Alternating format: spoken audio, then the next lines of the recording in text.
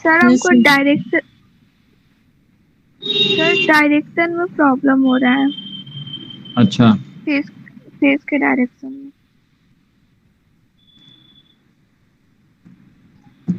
और किसी को?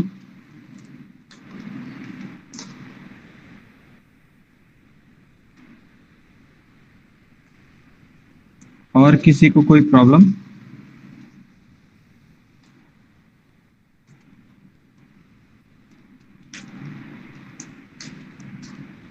स्नेहल जी, आपको कोई प्रॉब्लम? सुवर्णा, आपको कोई प्रॉब्लम? नहीं सर, फिलहाल तो मेरा हाथ राइट हैंड ही फ्रैक्चर हुआ है ना, इसलिए मैं वर्क ही नहीं कर पा रही। अच्छा अच्छा। नहीं सर। तो फिर डायरेक्शन हम बता रहे हैं, ठीक है। डायरेक्शन के बाद से अभी पिछला जो क्लास हम चलाए थे जिसमें उसका वीडियो अभी डाले ही नहीं है। उस क्लास में ये हम बताए ना आप लोगों को कि कैसे डायरेक्शन पहचानेंगे या फिर कैसे किसी का मेजरमेंट करेंगे और फेस मेजरमेंट क्या होता है और एक्सरसाइज आपको कैसे कर रहे हैं। ये चीज समझ में आया था ना आप लोग को? हाँ सर। सर एक बार और बता दीजिए। थोड़ा सा एक बार और बता देते हैं।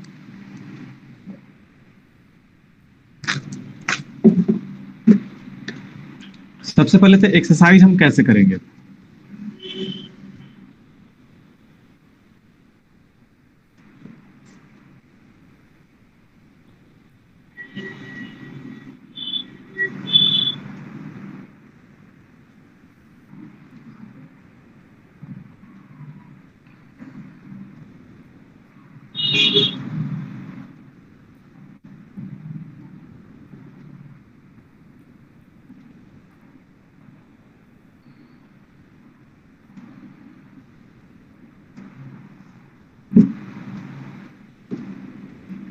तो पिछले क्लास में जो हम बताए थे एक्सरसाइज कैसे करेंगे, तो हम बताए थे एक लाइन लेना है और इस लाइन का सेंटर पॉइंट ढूंढना है कि उसका सेंटर पॉइंट कहाँ है।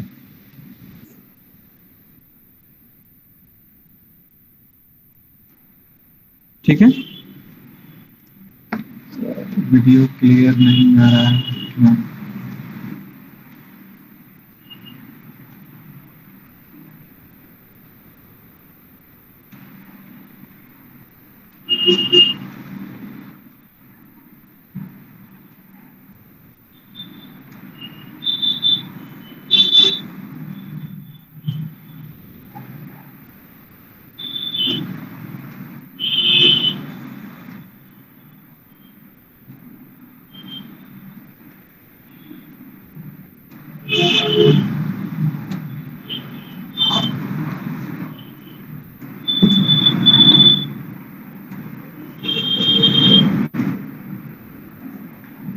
तो एक लाइन लेंगे और इस लाइन का सेंटर पॉइंट ढूंढेंगे। तो इस लाइन का सेंटर पॉइंट हम ढूंढते हुए, जैसे हम यहाँ पे ढूंढ रहे हैं, तो आपको भी ढूंढना है कि इसका सेंटर पॉइंट कहाँ होगा।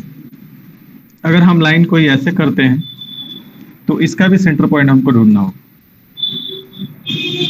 यहाँ से यहाँ तक इसका लेंथ है, तो हमको यहाँ से यहाँ तक ये चूंकि स्ट्रेट नहीं है, अगर इसको स्ट्रेट हम करेंगे तो ये चीज यहाँ आएगा इतना डिस्टेंस पे, तो लगभग इसका सेंटर यहाँ पे होना चाहिए।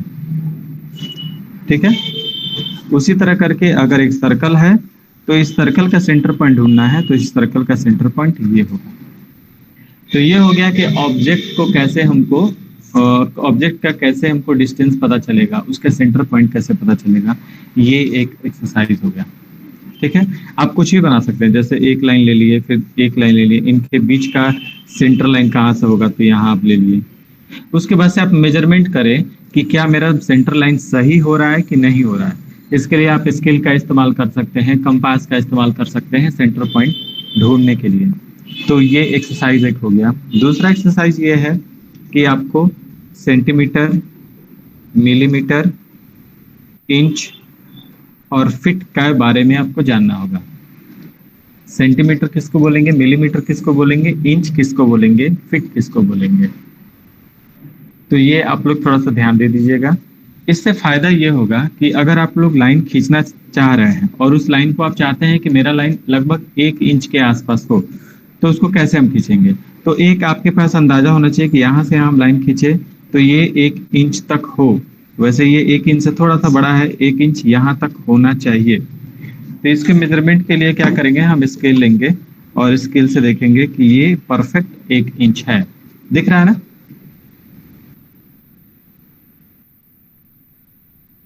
हाँ सर। और सब कुछ समझ में आ रहा है ना? Yes sir.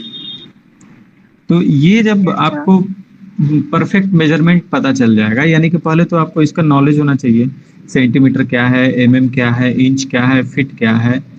जब इसका नॉलेज रहेगा तभी आप ये कर पाइएगा। अगर नॉलेज नहीं है तो आप तुरंत इंची टेप वगैरह निकालिए, क्लास के बाद स्केल निकालिए और उसमें देखिए और पढ़िए। ठीक है? तो एक ये एक्सरसाइज बताए थे, इसके साथ साथ आप हाफ इंची भी कर सकते हैं, इसका एमएम भी कर सकते हैं। यहाँ पे सेंटीमीटर हो जाता है, ये सेंटीमीटर हो जाता है। एमएम ठीक इसके हाफ वाले पार्ट को एमएम बोलेंगे, यानी कि 1 mm, 2 mm, 3 mm, 4 mm, 5 mm approx को आधा इंच बोलते हैं। 10 mm अप्रॉक्स को हम 1 इंच बोलते हैं। 1 सेंटीमीटर, 2 सेंटीमीटर, यानी कि हाफ इंच से थोड़ा सा कम होता है 1 सेंटीमीटर। कैसे? तो देखिए मेरे पास स्केल है, स्केल उतना क्लियर नहीं दिख रहा होगा, लेकिन फिर भी आप समझने की कोशिश कीजिए। ये है, यहां से यहां 1 सेंटीमीटर है, यहां से यहां 2 सेंटीमीटर है। अब इसके आधे पार्ट को, यानी आधा पार्ट अब इसमें आएंगे, यहां से यहां तक 1 इंच है। 1 इंच के आधे पार्ट को हम बोलेंगे हाफ इंच। और हाफ इंच में आप ध्यान दीजिएगा तो 3 लाइन होते हैं, बड़े बड़े लाइन। ऐसे देखिए, थोड़ा सा हम एक मेजरमेंट स्केल बना रहे हैं। सपोज दैट मान के चले कि यहां से यहां तक 1 इंच है, तो इसके हाफ पार्ट को बोलेंगे हाफ इंच। इस हाफ पार्ट के बीच में आपका 3 लाइन होगा, 1 2 3। फिर इधर भी 3 लाइन होगा, 1 2 और 3। पूरे को हम काउंट करते हैं, 0 1 2 3 4 5 6 7 8।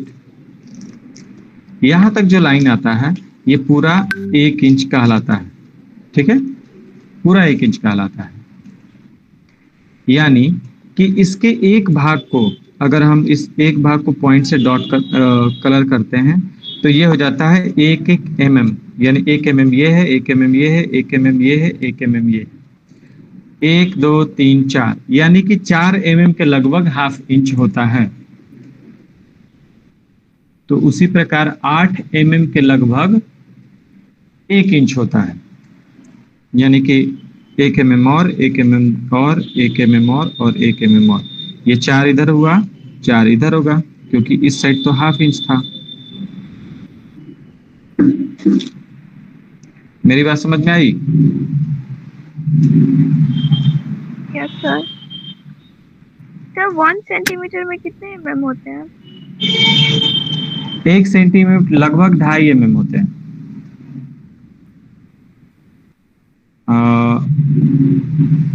नहीं, ये थोड़ा सा गड़बड़ हो गया। इसके भी छोटे पार्ट को mm बोलेंगे।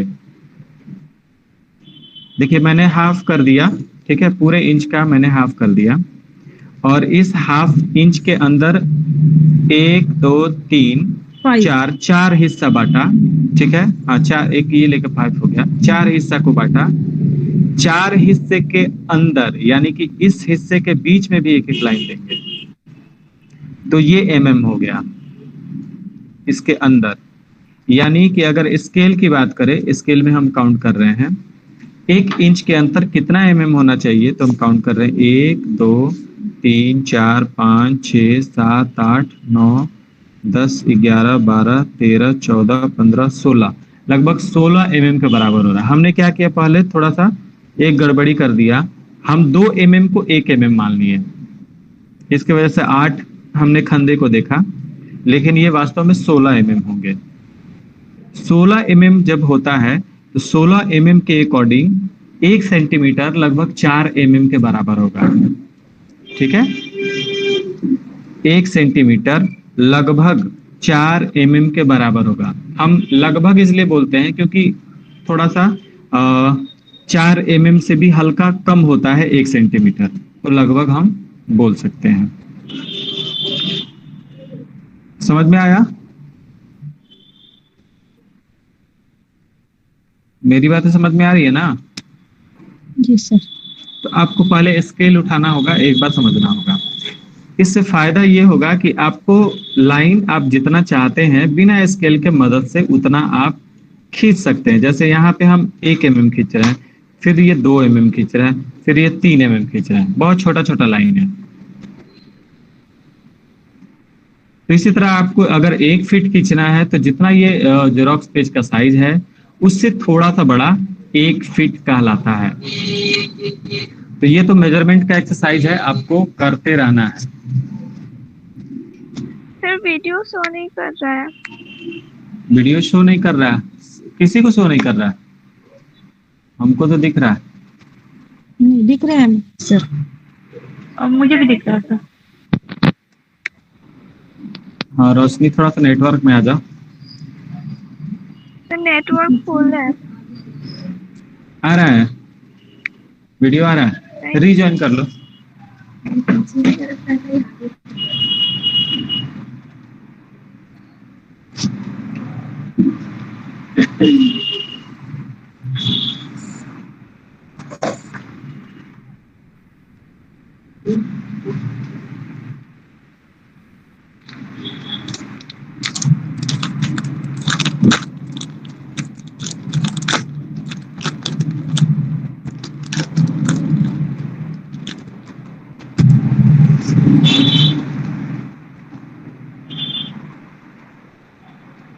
एक जैसे ये लग गया ना, इसके बीच में एक मोती लगा देंगे, ठीक है? फिर इसके बाद एक और मोती लगा देंगे। हाँ बिल्कुल, हाँ हाँ, नहीं व्हाइट मोती लगाइएगा तो ज्यादा अच्छा रहेगा।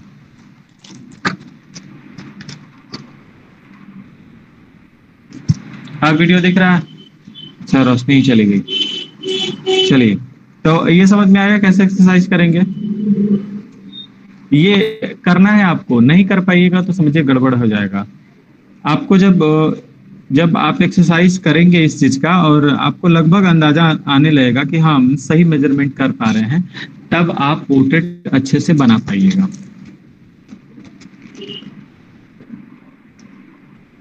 अब इसके आगे बढ़े। Yes sir. डायरेक्शन की फिर से बात करते हैं, डायरेक्शन कैसे पहचानेंगे। तो अभी मेरे पास तो कोई अभी पोर्ट्रेट दिख नहीं रहा है, लेकिन यहाँ पे है एक इमेज है, एज मान के चले पोर्ट्रेट है। ये आपको लग रहा है सीधा है, लेकिन ये थोड़ा सा ऐसे है, मतलब थोड़ा सा ऑब्लिक है। ये इस डायरेक्शन में है, ठीक है?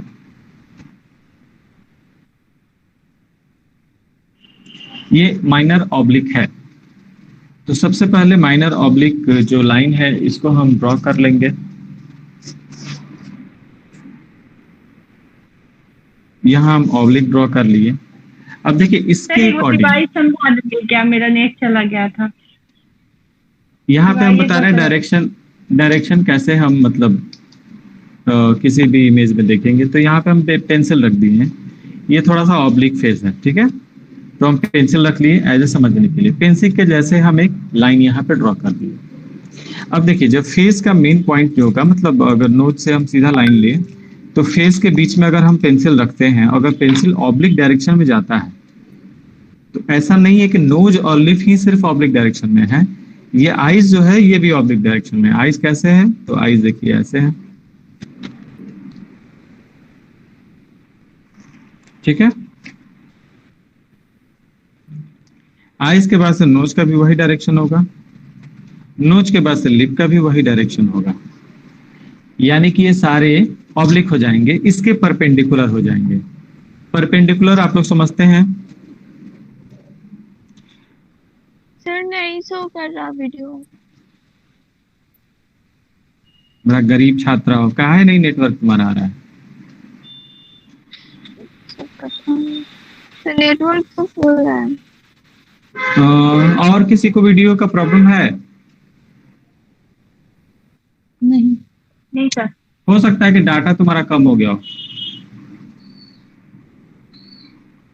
कोई अगर आसपास भाई लोग होगा तो उससे हॉटस्पॉट से ये कनेक्ट कर सकते हो।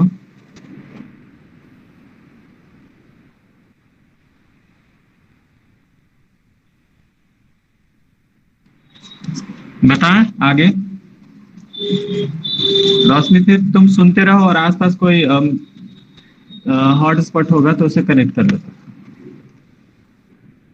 फिर इसका वीडियो अपलोड कर देंगे। पिछला वीडियो जो बताए थे उसको अपलोड करने की जरूरत नहीं है, उसी में ये चीज भी आ जाएगा। ठीक है,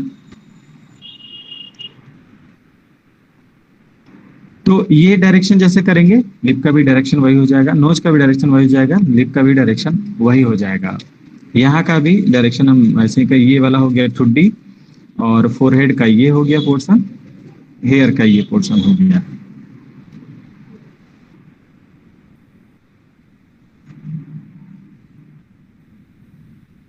चलिए, अब बारी आती है कैसे इसको मेजरमेंट करके ड्रॉ करेंगे। ये इंपॉर्टेंट है, और ये भी इंपॉर्टेंट है कि आपको जानकारी होना चाहिए मेजरमेंट का। तो सबसे पहले आंख से स्टार्ट करते हैं। तो आंख के ऊपर इसका चश्मा है, तो चश्मा हम ड्रॉ करेंगे। काफी हल्का हल्का ही ड्रॉ करेंगे, क्योंकि आप लोग को दिखे इसके लिए थोड़ा सा हम डार्क कर रहे हैं। पहले एक ऑब्जेक्ट हम बना लेंगे, एक जैसे ऑब्जेक्ट बना लेंगे, उसी के अकॉर्डिंग सारे ऑब्जेक्ट बनाएंगे। लेकिन जो पहला ऑब्जेक्ट होगा वो काफी परफेक्ट होना चाहिए।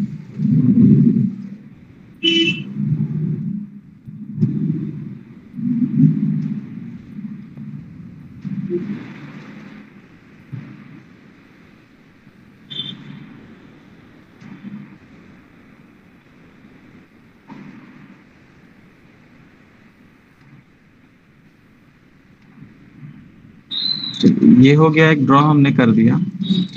इस ड्रॉ के बाद से हम देख रहे हैं कि नोज कहाँ है। तो नोज देख रहे हैं कि ये जो पोर्शन है, इस पोर्शन के ठीक बीच में नोज है। और नोज कहाँ तक है, तो इस चश्मे से ठीक सामने, मतलब ये चश्मा का जो फ्रेम है, इस फ्रेम से भी थोड़ा सा ऊपर में नोज है। तो यहाँ मेरा मेजरमेंट हो गया।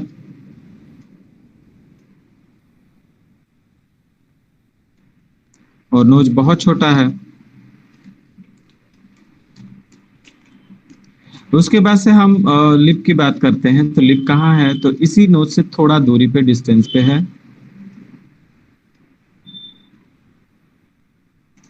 और लिप कहाँ तक फैला है, तो चश्मा का जो ये कर्व लाइन जा रहा है, उसी कर्व लाइन से सामने।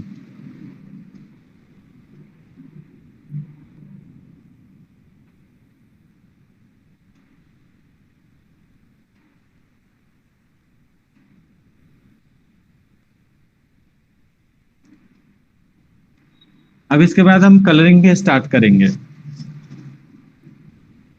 तो कोशिश कीजिएगा लोग कलर वगैरह में पोस्टर कलर खरीद लेने के लिए, अगर जिसके पास नहीं होगा।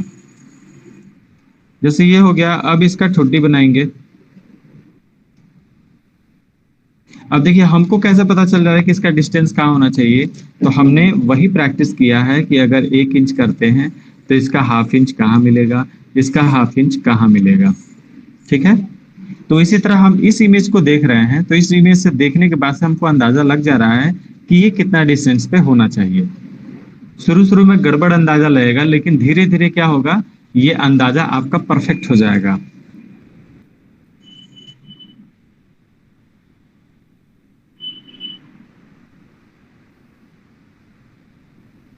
जैसे जैसे आपका अंदाजा परफेक्ट होना शुरू हो जाएगा, सामने किसी व्यक्ति को खड़ा करा के आप आसानी से बना सकते हैं।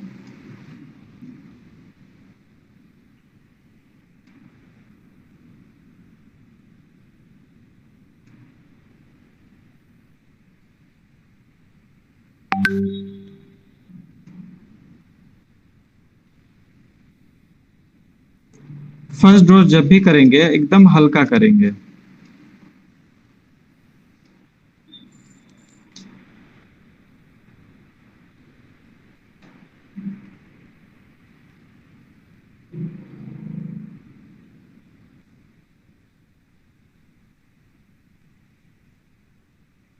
आप लोग को फोर्स लाइन के बारे में बताया गया है?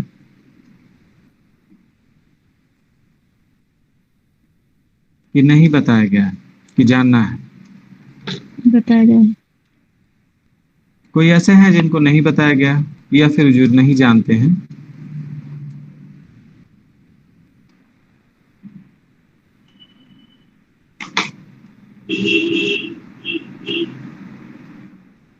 तो ये तो हमारे ख्याल सबको पता है।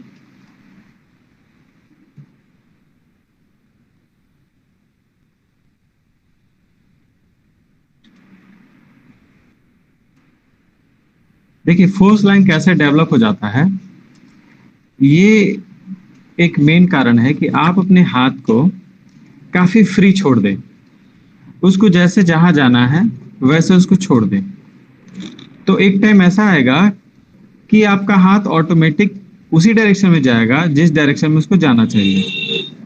और बहुत सारे आर्टिस्ट क्या करते हैं ना, हाथ को फ्री नहीं छोड़ते हैं, हाथ को स्टफ कर लेते हैं, थोड़ा सा हार्ड कर लेते हैं। तो हार्ड से होता क्या है कि आपको जब सीधा लाइन खींचना है तो वो तो परफेक्ट हो जाएगा, लेकिन जब आपको सर्कल खींचना है तो सडनली जैसे ऐसे लाइन आ रहा है और ऐसे सीधा हो जाएगा। तो वो हाथ को एकदम सॉफ्ट करना है कि जहां मेरा जाए वहां पे करे। अगर हमको सर्कल खींचना है तो हम क्या करेंगे, एकदम हाथ को फ्री छोड़ देंगे, एक ही बार में हो जाएगा। अब देखिए अब क्या होगा कि जैसे हम खींच रहे हैं तो मेरा हल्का जहां पे होगा यानी कि वो गड़बड़ हो रहा है, और ऑटोमेटिक डार्क वहां हो जाएगा यानी कि जहां परफेक्ट हो रहा है। तो ये हाथ अपने आप काम करता है।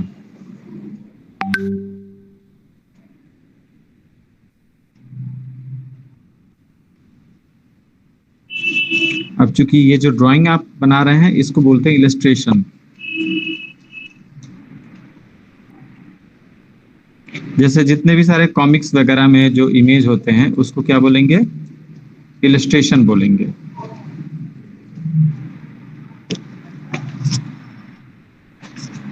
अब इसके बाद से हम इसकी फाइनल ड्राइंग कर लेंगे।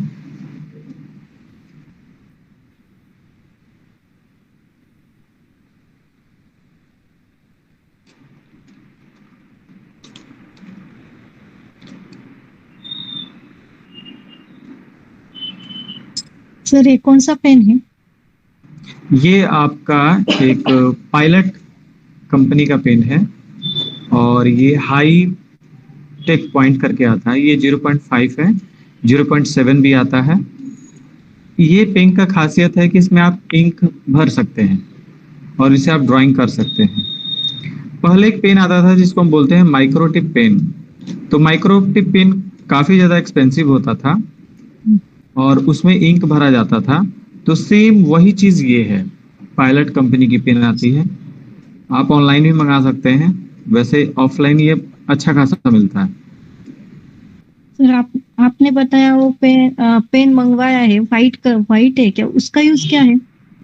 वाइट आपने मंगा लिया ना? हाँ मंगा लिया। और वो स्टम्प क्या, वो भी मंगवा लिया? अच्छा वो भी आप मंगवा लिए। तो स्टम्प क्या होता है कि जैसे हम मान के चले कि हम शेड ऐसे किए, ठीक है, तो आप देखे होंगे बीच बीच में कभी कभी हम हाथ से ऐसे कर लेते हैं, मिक्स कर लेते हैं। तो वो आप स्टम्प से करेंगे, ठीक है।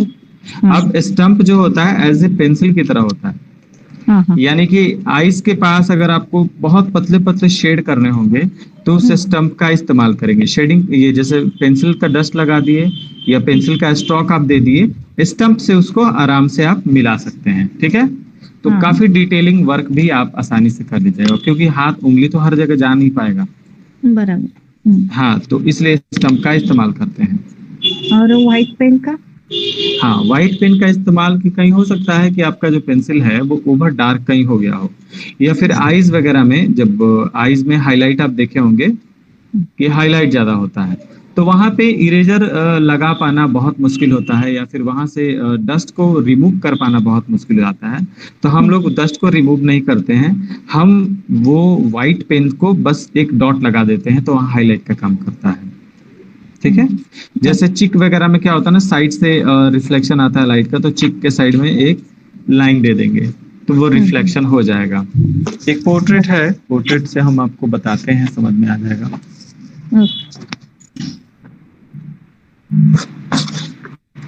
जैसे यहाँ पे एक पोर्ट्रेट है, ठीक है, एक मिनट रुक जाइए, व्हाइट पेन कहाँ गया? हाँ, व्हाइट आप पेन आप लोग के पास 3 आया होगा, 0.5 का आया होगा, 0.8 और 10 एक आया होगा। 10 जो बहुत मोटा होता है और 5 बहुत पतला होता है। तो हमको इसमें क्या करना है ना, आँख पे हाईलाइट देना है, क्योंकि अभी हाईलाइट इसमें दिया नहीं गया है। तो हम क्या करेंगे ना, यहाँ पे आईज पे एक ऐसे लाइन दे देंगे। कुछ देर के बाद से क्या होगा, ये ड्राई होके काफी ज्यादा क्लियर दिखना शुरू हो जाएगा। इसके अलावा नोज वगैरह पे आपको हाईलाइट देने हैं तो एक एक लाइन आप नोज पे भी दिखा सकते हैं।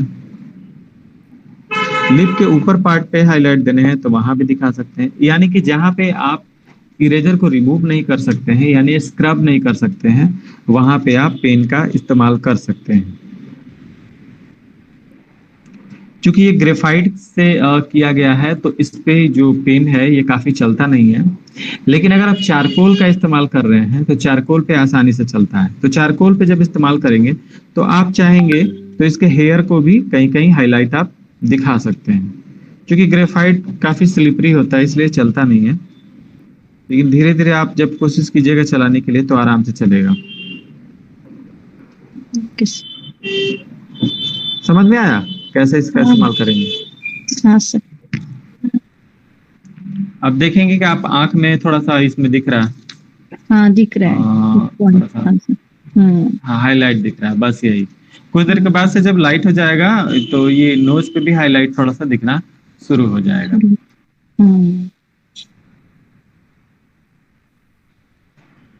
एक चीज और देखिए पोर्ट्रेट में, अब इसको एक्सप्लेन हम कर देते हैं। यहाँ पे शेडिंग कैसे किया गया है, क्योंकि इसमें टाइम टेकिंग वर्क है। एक पोर्ट्रेट अच्छे से बनाने में कम से कम 1.5 से 2 घंटा 3 घंटा लगता है, ठीक है। और भी ज्यादा टाइम दीजिएगा तो और भी ज्यादा डिटेलिंग हो पाएगा। क्योंकि ये कस्टमाइज वर्क है तो हम लोग एज इट इज कर लेते हैं। अगर किसी मतलब ज्यादा हेवी वर्क होता है, यहाँ पे देखिए अभी हम व्हाइट किए थे, धीरे धीरे दिखना शुरू हो गया, लाइक दिख रहा है ना, यहाँ पे भी। यहाँ तो करना क्या है, देखिए सबसे पहले आपको शेडिंग वही करने हैं जहां पे जरूरत है। जहां पे शेडिंग नहीं जरूरत है वहां पे बिल्कुल नहीं टच करेंगे। तो इस एरिया में शेडिंग की जरूरत थी तो हल्का शेडिंग दिया गया। नोज पे शेडिंग अभी थोड़ा सा चाहिए तो हल्का हम शेडिंग देंगे, यहाँ पे और थोड़ा शेडिंग देंगे, ये शेडिंग ठीक है। इस साइड का क्या करेंगे, थोड़ा सा हम यहाँ पे हल्का ऐसे लाइन दे सकते हैं ताकि इसका आउटर पार्ट दिखे। ये हम आउटलाइन नहीं कर रहे हैं, बस एक इंडिकेशन दे रहे हैं इसको, ठीक है। आउटलाइन हम नहीं किए, बस एक इंडिकेशन दिए। अब नोज पे शेडिंग हम करेंगे तो हल्का, देखिए सर्कुलर शेड कर रहे हैं।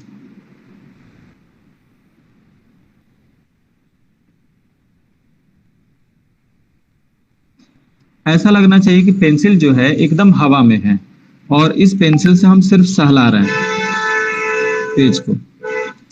तो ये भी आपको अंदाजा तब लगेगा जब आप बहुत सारा पोर्ट्रेट करेंगे, नहीं तो पता चलेगा एक ही पेंसिल लगाएं और वहां फटाक से दाग हो गया, वो गड़बड़ हो जाएगा।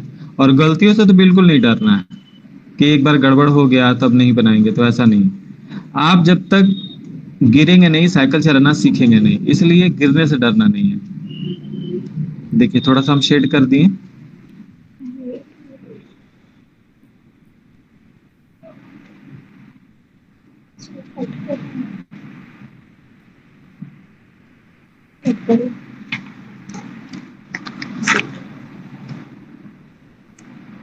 इसमें मोती नहीं लगाना है।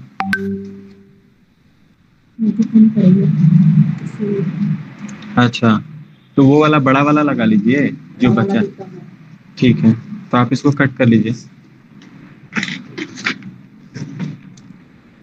यहाँ पे अगर आप देखेंगे हेयर में, तो हेयर में बहुत सारा लाइट दिख रहा है, ठीक है, और कुछ डार्क दिख रहे हैं। तो आपको करने क्या है कि जो लाइट एरिया है पहले उसको इंडिकेट कर लेंगे कि ये लाइट एरिया है, वहां पे अराउंड एक लाइन बना लेंगे और उस एरिया में हम पेंसिल को ज्यादा नहीं लेके जाएंगे।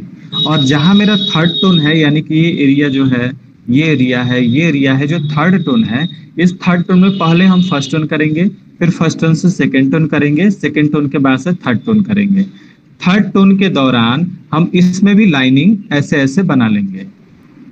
तो जाहिर सी बात है कि ये थर्ड टोन एक्चुअल में आ जाएगा और यहाँ पे फर्स्ट टोन ही आ पाएगा या सेकेंड टोन ही आ पाएगा। तो इसके वजह से क्या होगा, हेयर में वेरिएशन आ जाएगा, कोई लाइट दिखेगा, कोई डार्क दिखेगा। अब हेयर में सडनली आप लाइट और डार्क नहीं दिखा सकते हैं, तो करना क्या होगा, कुछ बंच इसके जो हेयर के हैं, मतलब कुछ जो इसके जो हेयर हैं जो आपस में जुड़े हुए हैं, वो या तो लाइट दिखेंगे और कुछ जो पीछे हैं जो काफी नीचे हैं वो डार्क हो जाएंगे। फेस में ओवरऑल जहां तक संभव हो वहां पे लाइट ही छोड़ा गया है और हल्के हल्के जगह, जैसे इस पार्ट में हल्का शेड दिया गया, इस पार्ट में हल्का शेड दिया गया है, इस पार्ट में शेड दिया गया है, जहां पे शेड देने की जरूरत है। अगर पूरे में अगर आप शेड दे देते हैं तो या तो आपको हाइपर रियलिस्टिक बनाना होगा, यानी कि एक एक उसके मतलब रिंकल्स को दिखाने होंगे, पोर्स को दिखाने होंगे, तो उसमें बहुत ज्यादा टाइम लग जाता है, एक एक दिन लग जाते हैं छोटे छोटे डिटेल करने में।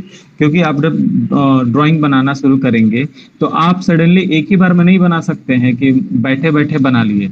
उससे आपको प्रॉब्लम ये हो जाएगा कि आपको थोड़ा सा वीकनेस फील हो जाएगा या फिर थोड़ा सा चक्कर टाइप का आना शुरू हो जाएगा। ऐसा इसलिए क्योंकि बहुत छोटे चीज में ध्यान एक लगाए रखना वो थोड़ा सा दिक्कत करता है।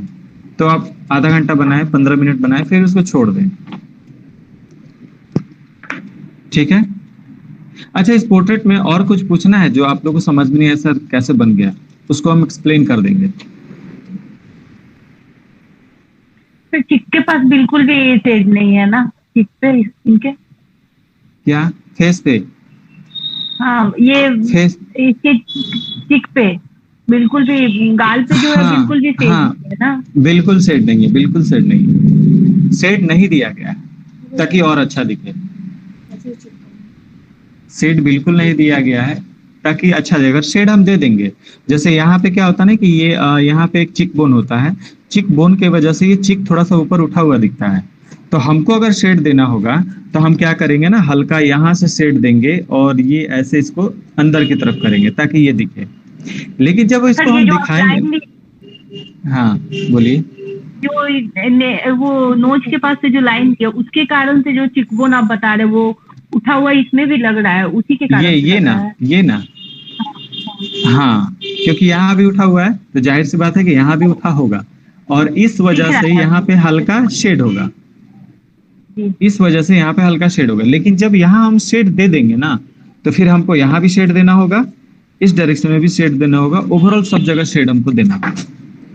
लेकिन तो अभी जितना उस वाली चिक का इफेक्ट है कि क्या, लेकिन ये लग रहा है इस साइड से भी उठा हुआ ही है, ऐसा स्माइल जैसे हाँ, ये पे रहता है। ऐसा इसलिए आपको लग रहा है ना क्योंकि ये लाइन देखिए हल्का कर्व है, दिख रहा है ना, ये लाइन हल्का कर्व है। जी जी।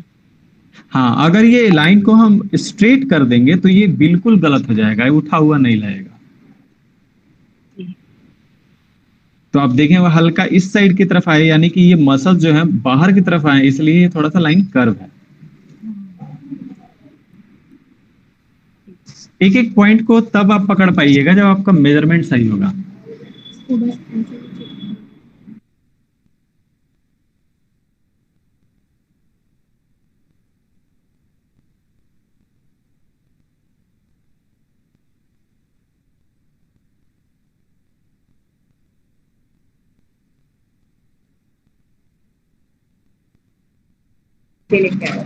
चलिए, तो इसमें और कुछ पूछना है?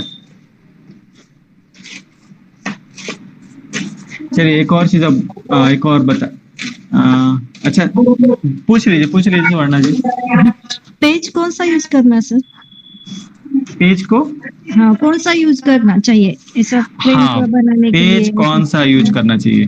तो देखिए सबसे सुपीरियर तो हमको जेरॉक्स पेपर लगता है। ये जो जेरॉक्स पेपर है जो इसके जस्ट नीचे है, ठीक है, इस जेरॉक्स पेपर पे काफी अच्छा स्मूथ पेंसिल चलता है, इसलिए जो कॉलेज में या फिर कहीं भी प्रैक्टिस करना होता है तो जेरॉक्स पेपर का ही यूज हम लोग करवाते हैं, ठीक है। दूसरा है कि पेपर का क्वालिटी कैसा होना चाहिए, जो किसी पे अगर कोई भी नॉर्मल पेपर भी आता है अगर उस तरह से क्वालिटी है तो आप उस पेपर का यूज कर सकते हैं। तो फर्स्ट क्वालिटी ये होना चाहिए कि पेपर थोड़ा रफ होना चाहिए, प्लेन बिल्कुल नहीं होना चाहिए।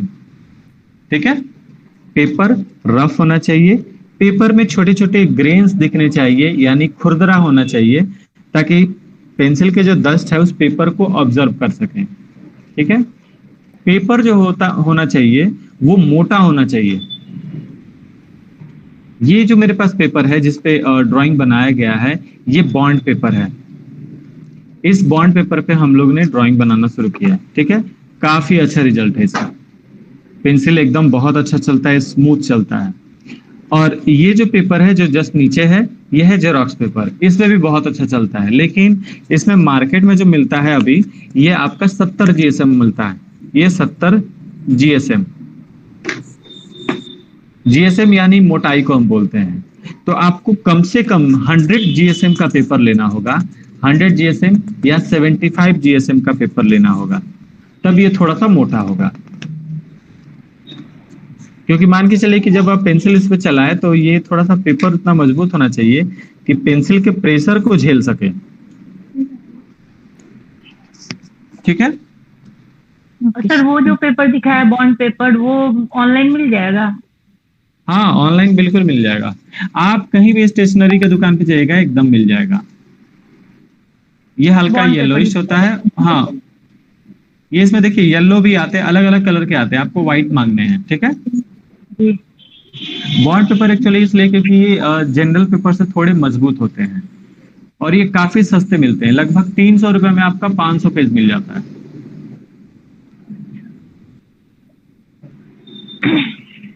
एक और पेपर आता है जिसको हम लोग कैंसन पेपर बोलते हैं, कैंसन। ये कैंसन पेपर कैमल कंपनी की आती है, कैंसन कंपनी खुद एक है, वो बनाती है।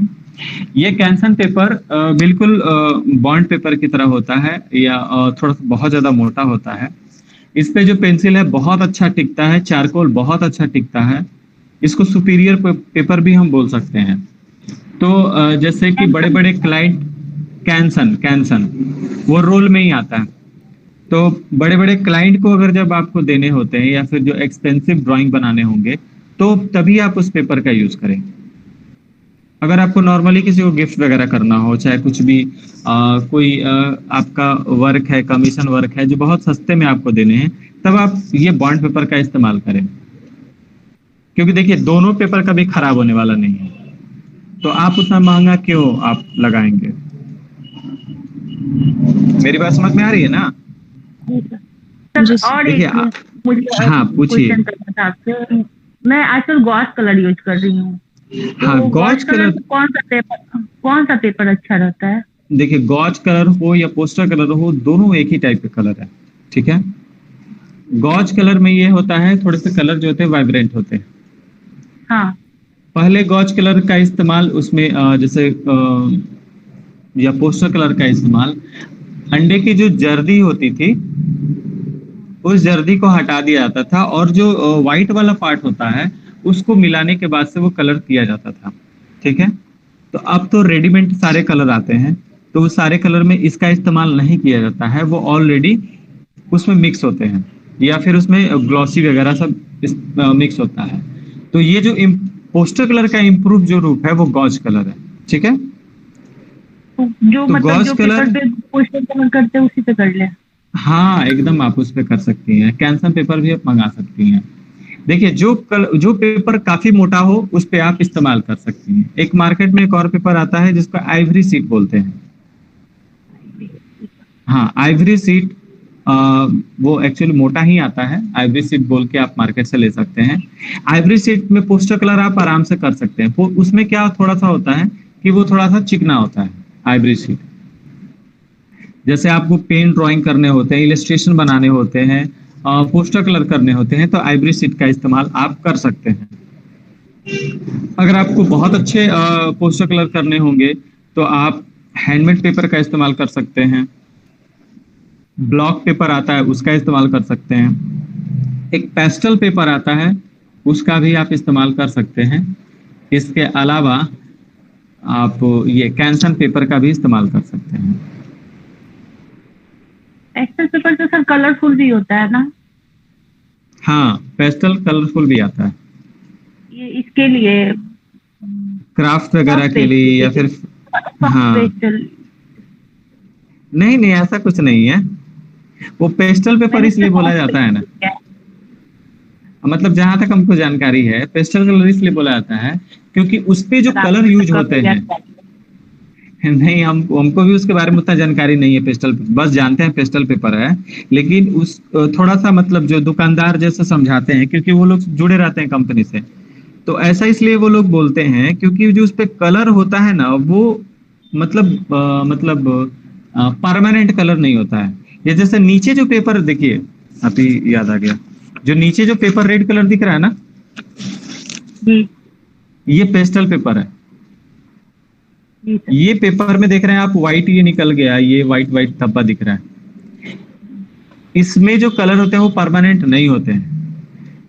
इसमें थोड़ा सा भी अगर पानी अगर गिर जाता है तो ये कलर वहां से फेड हो जाते हैं। ये कच्चे कलर इसके इस्तेमाल होते हैं, शायद इसलिए इसको पेस्टल पेपर बोलते हैं। ये नहीं कि इस पर ऑयल पेस्टल का इस्तेमाल होता है या फिर कुछ और इस्तेमाल होता है, ऐसा कुछ नहीं है। ऑयल पेस्टल हुआ या ड्राई पेस्टल हुआ या फिर कोई भी मतलब कलर हो गए जो वैक्स से रिलेटेड हैं, उसी पेपर पे टिकेगा जिस पे ग्रेन्स होंगे, जो खुरदरा होगा।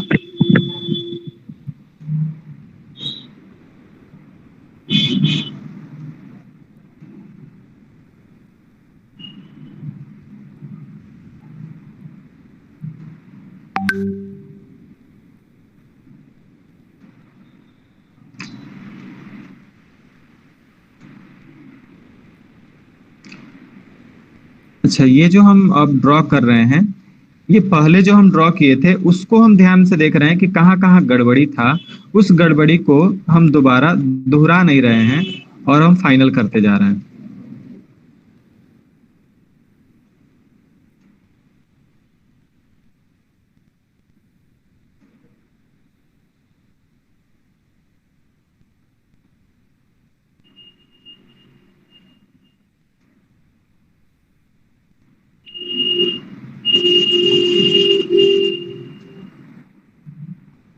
इसके बाद से कलरिंग आप लोग का स्टार्ट हम करेंगे।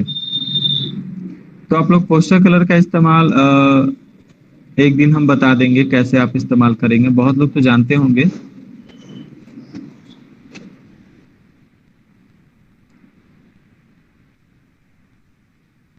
उसमें पहले थोड़े से कलर कॉम्बिनेशन, कलर थ्योरी, ये सब समझने होंगे, फिर उसके बाद से आप आसानी से कर सकते हैं। लेकिन हाँ, ईमानदारी से उसमें प्रैक्टिस आपको करना होगा, क्योंकि कलर के बारे में जैसे आप समझ गए, आपको कलर मिक्स करके खुद कलर बनाने होंगे। हम तो थ्योरेटिकली बता देंगे, कलर सामने से करके दिखा देंगे, लेकिन वो अनुभव आपको करने होंगे। और ऐसे कर लेने हैं कि आप किसी भी कलर को देखें तो देखने मात्र से ही लग जाना चाहिए कि इसमें कौन कौन से कलर हैं। जैसे यहाँ पे इसका हेयर में कलर दिख रहा है, ठीक है। जो पोस्टर कलर जानते होंगे वो समझ जाएंगे। हेयर में जैसे कलर दिख रहा है तो इसमें कौन कौन से कलर हैं। तो सबसे पहले है इसमें, कुछ समझ में आ रहा है? सबसे पहले क्या है? Occur yellow. तो सबसे पहले इसमें ऑकर येलो है। ऑकर येलो में थोड़ा सा ग्रीन का इफेक्ट डाला गया है, ग्रीन, थोड़ा सा ग्रीन, और हल्का रेड का मात्रा डाला गया है। ऑकर येलो में थोड़ा सा ग्रीन और थोड़ा सा रेड का मात्रा डाला गया है। तो ये जैसे खाकी कलर का बन गया है, जैसे पुलिस ड्रेस होता है। अब इसमें क्या किया गया है, बहुत ज्यादा ग्रीन और बहुत ज्यादा रेड कलर मिला दिया गया है, जिसके वजह से जो भी हम आउटलाइन किए हैं, जो भी इसमें दिख रहा है लाइनिंग वगैरह, वो कलर बन गया है। यानी कि वैंडक ब्राउन ये बन गया है, यानी कि बहुत ज्यादा डार्क ब्राउन। तो ये मात्र देखने से आपको पता चल जाना चाहिए कि हम कौन कौन सा कलर इस्तेमाल करेंगे तो कौन सा कलर बनेगा। ये तभी संभव है जब आपका प्रैक्टिस ज्यादा होगा, ठीक है।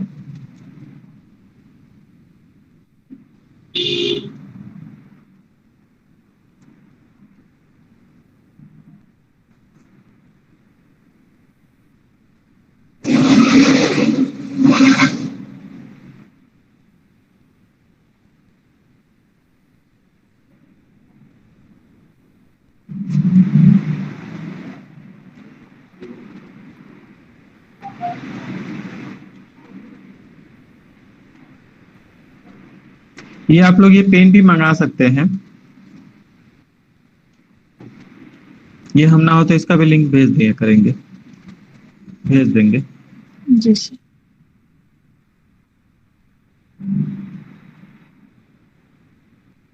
इसके बाद फिर से थोड़ा सा हम फोर्स लाइन के बारे में बता देते हैं। जैसे जो भी हम लाइन खींच रहे हैं ना, ये सारे फोर्स लाइन है।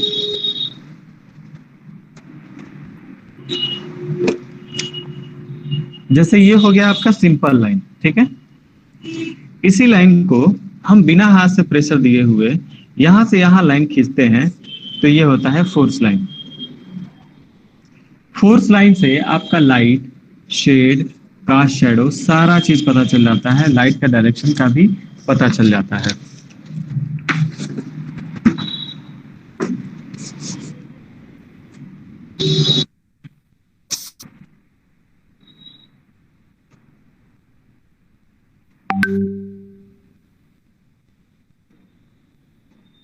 जैसे यहाँ पे हम छोटा सा शेप बना रहे हैं,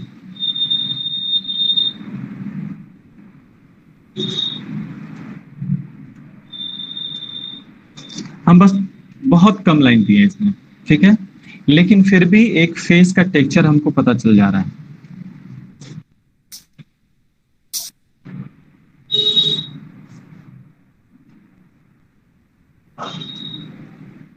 तो ये फोर्स लाइन से ही संभव है। हमको ये भी पता चल गया कि कहाँ पे कितना लाइट है, ये सारा चीज फोर्स लाइन से बना सकते हैं। अब फोर्स लाइन में फायदा ये होता है कि कम टाइम में बहुत ज्यादा जल्दी ड्राइंग बन जाता है, और जब एक बार ड्राइंग हम कंफर्म कर लेते हैं तब इसको हम फाइनल टच देते हैं। तो फाइनल टच में क्या होता है कि हम शेडिंग वगैरह अच्छा से करें, इसमें लाइट का इफेक्ट अच्छा से दिखाए, सब कुछ ठीक ठाक करें।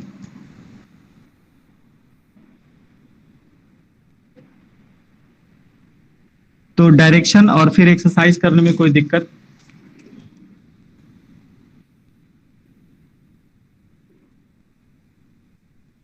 डायरेक्शन समझने में कोई दिक्कत हुआ है? नहीं सर। आप लोग प्रैक्टिस किए थे लाइन का? जी सर। तो उसको ग्रुप में आप लोग नहीं भेजे थे? जो भी प्रैक्टिस करें उसको ग्रुप में भेजिए। आप लोग बच्चे नहीं है कि हम बार बार बोले।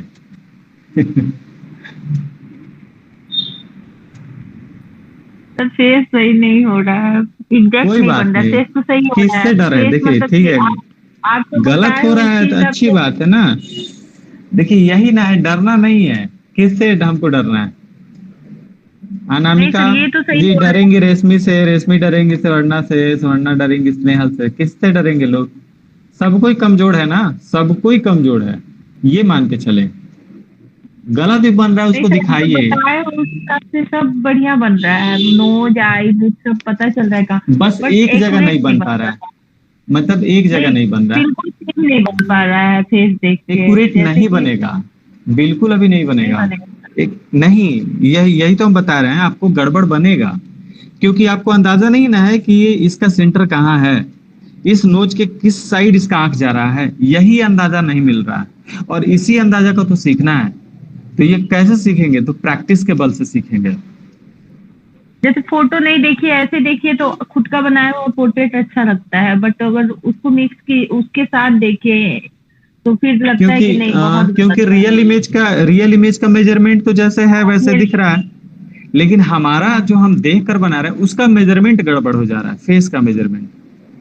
जी। अब हम यहाँ फेस का मेजरमेंट की बात करें ना, तो समझिए कि नोज से आंख की दूरी कितनी है, मेरे ड्राइंग में भी उतना ही दिखनी चाहिए। जी। नोज से लिप के बीच की दूरी कितनी है, मेरे ड्राइंग में भी उतना ही दिखनी चाहिए। इसका शेप कितना है, मेरे ड्राइंग में भी उतना ही दिखना चाहिए। तो यही होता है मेजरमेंट। अगर इसको आप धीरे धीरे धीरे आप सीख लेती हैं तब आपका पोर्ट्रेट बिल्कुल आ जाएगा। सर फ्रंट से ज्यादा साइड में फेस हो तो ज्यादा प्रॉब्लम आ जाता है। वो जो आपने सेंड किया था अभी हमने हाँ। रिपोस्ट किया, वो एक साइड में वाला फेस है, उसमें थोड़ा गाइडलाइंस देंगे वो एक ग्रुप में मिनट देख लेते हैं। अब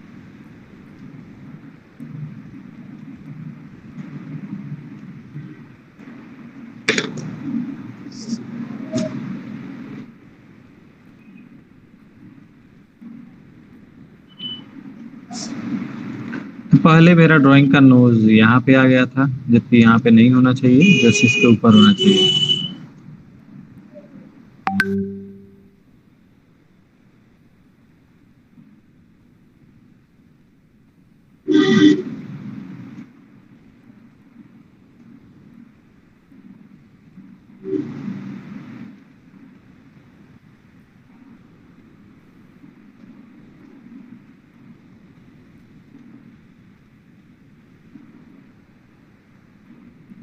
ये अब भी हम काफी ज्यादा हल्का ड्रॉ कर रहे हैं। ये अगर इसके बाद भी अगर कोई गड़बड़ी होती है तो फिर इसको हम सुधार सकें।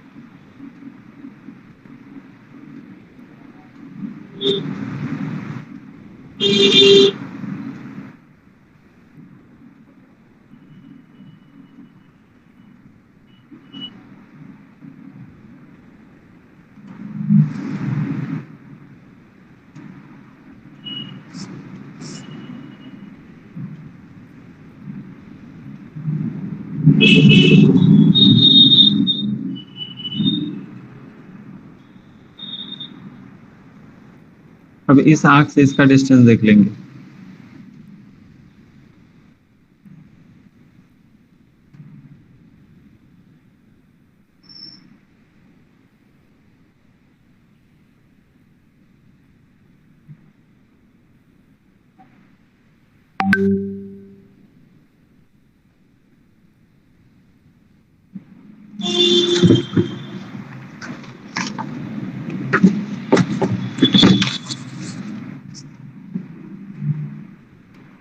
जो फालतू लाइन है उसको हम हटा लेंगे।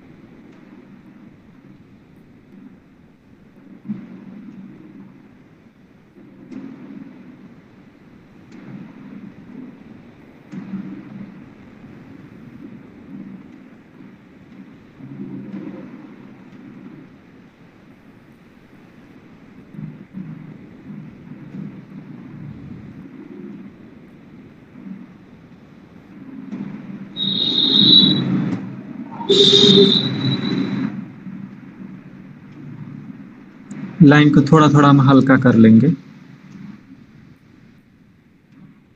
सर ऐसे साइड में जब मतलब फेस होता है तो आईज पर ज्यादा फोकस होता है, तो आईलैशेस किस हाँ। डायरेक्शन में होंगे? मतलब अगर आई लेसेस जो होगा ना इस डायरेक्शन में जाएगा, दिख रहा है?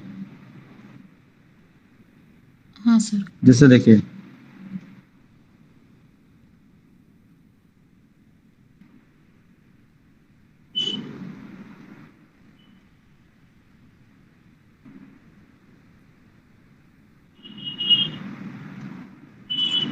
जैसे ये आंख हो गया, ठीक है, ये हिस्सा थोड़ा सा हम डार्क कर दिए ताकि दिखे, वैसे ये हिस्सा काफी हल्का दिखेगा,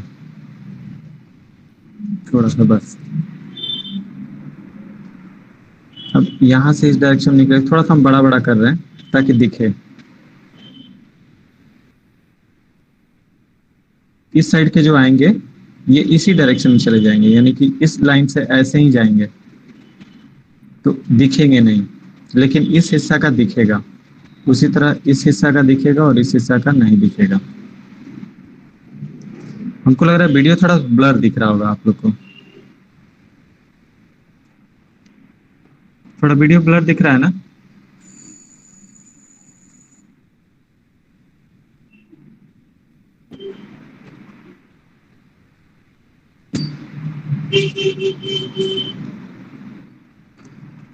नोज पे यहाँ पे शेड है,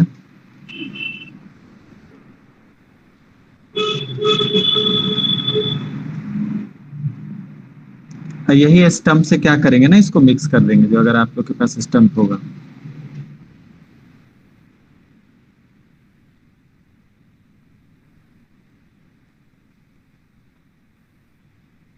लास्ट में क्या करेंगे ना, थोड़ा सा फोर्स लाइन का इस्तेमाल करके इसको फाइनल करने की कोशिश करेंगे।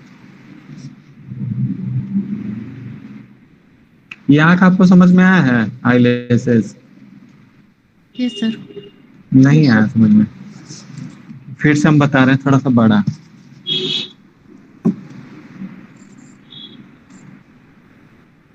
इतना तो दिख रहा है आंख।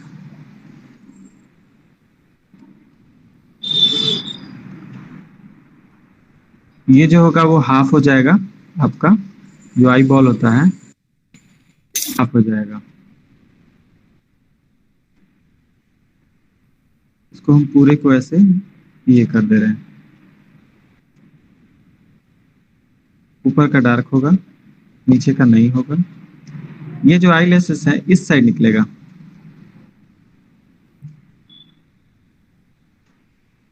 अब यहाँ का जो आई लेसेस है ये इसी पे रह जाएगा।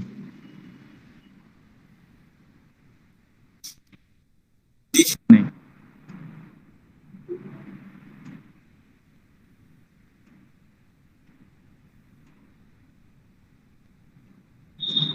समझ में आया? यही बस समझ में नहीं आता है कैसे हम दिखाएं, या फिर बहुत लोग तो ऐसे ही दिखा देगा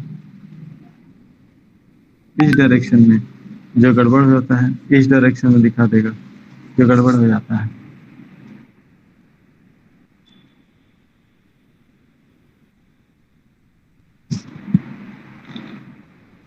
इसके पहले पोर्ट्रेट में जितना चीज बताया गया है उसमें कहीं प्रॉब्लम है तो पूछिए, सिलेबस से रिलेटेड या फिर जो टर्म समझ में नहीं आया हो।